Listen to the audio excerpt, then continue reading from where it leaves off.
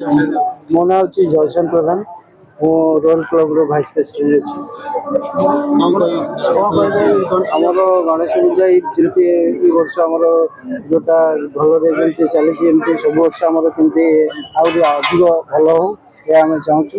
ଆଉ ଆମର ବର୍ତ୍ତମାନ 60ରୁ 70 ପିଲା ଆମର ଯେଉଁ ସହଯୋଗ ଛୋଟ ବଡ଼ ନେଇ ଆମେ କରୁଛୁ, ଏଇ ଟ୍ରଷ୍ଟଟା ଆମର ଆଗକୁ କେମିତି ଉନ୍ନତି ହଉ।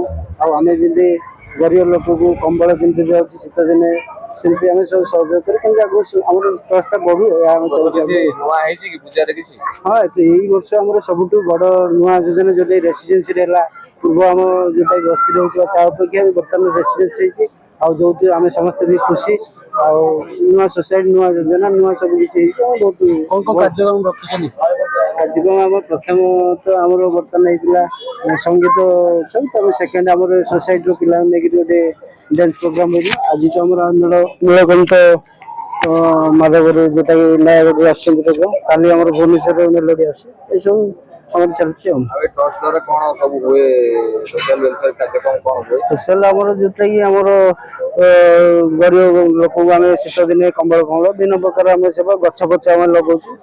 ଆଉ ବହୁତ ଆହୁରି ଆଗକୁ ଆମେ ଚାହିଁଛୁ କେମିତି ଏଇ ଯୋଜନାଟା ଆଗକୁ କେମିତି ବଢ଼ି ଗୋଟେ ଯେମିତି ଭଲ ହବ, ଏହା ଚେଷ୍ଟା କରୁଛୁ ସେବା ସହିତ କରିବା ପାଇଁ ଲୋକ ପାଇଁ। ଏଇଟା ବର୍ତ୍ତମାନକୁ ଆମର 10 ତାରିଖ ତାର ଗଣେଶ ପୂଜା ଶେଷ ହେଉଛି। ଆମର ଭସାଣି 11 ତାରିଖ।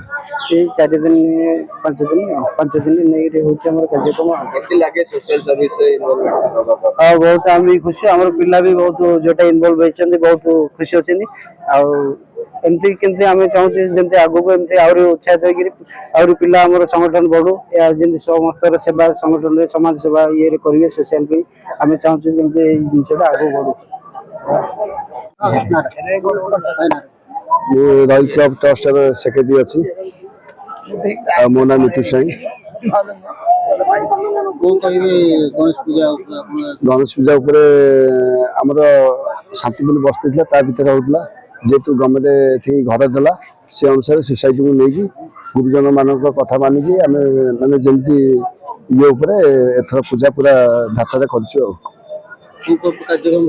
କାର୍ଯ୍ୟକ୍ରମ ଆମର 7 ତାରିଖ ଦିନ ଥିଲା ବ୍ଲାଇଣ୍ଡ ସ୍କୁଲ ଅନ୍ଧ ପିଲାଙ୍କର ଭଜନ ସଂଗ୍ରହ। ତାପରେ ଥିଲା ଆମର ଲୋକାଲ ଛୁଆଙ୍କର ଗୋଟେ ଡ୍ୟାନ୍ସ ପ୍ରୋଗ୍ରାମ। ଆଜି ଅଛି ସେଇ ଡ୍ୟାନ୍ସ ପ୍ରୋଗ୍ରାମ ଆସିଛନ୍ତି କଣ୍ଟିଲୋ ନୀଳମାଧବ ପାଖରୁ। କାଲି ଅଛି ଆମର ଭୁବନେଶ୍ୱର ଗ୍ରୁପ। ଗେଷ୍ଟ ଆମର ଅତିଥି ଗେଷ୍ଟ ଅଛନ୍ତି ଜଗନ୍ନାଥ ପ୍ରଧାନ। ତାପରେ ଆସିଲାଣି ଡିସିପି ସାର୍ ଛତିଶ ରାୟ। ଏମିତି ଅଛନ୍ତି 15-20ଟା ଗେଷ୍ଟ ଅଛନ୍ତି। ଆଉ ଟ୍ରଷ୍ଟରେ ଆମର ଅଛନ୍ତି ଜୁନିୟର ସିନିୟର ହେଇକି 70-80 ପାଖାପାଖି ପିଲା। ପୂଜା ଆମର ଦୀର୍ଘ 17-18 ବର୍ଷ ହେଲା ହେଇକି ଆସୁଛି। ଆଉ ଟ୍ରଷ୍ଟର ବହୁତ କିଛି ସିନିୟର ସିଟିଜେନ ଆମର ବୟସ୍କ ଲୋକଙ୍କୁ ଶୀତ ଦିନେ କମ୍ବଳ ବଣ୍ଟନ କରାହେଉଛି। ପ୍ରାୟ ଗଛ ଲଗାହେଉଛି। ତାପରେ ମେଡ଼ିକାଲ କେସ୍ରେ ବ୍ଲଡ଼ ଡୋନେସନ୍ ସବୁ କରାହେଉଛି। ଆଉ କୌଣସି ସୁବିଧା ଅସୁବିଧା ମେଡ଼ିକାଲରେ ସବୁ ପିଲାମାନେ ଯାଇକି ହେଲ୍ପ କରୁଛନ୍ତି, ଯେତିକି ଆମ ଦ୍ୱାରା ହେଇପାରୁଛି।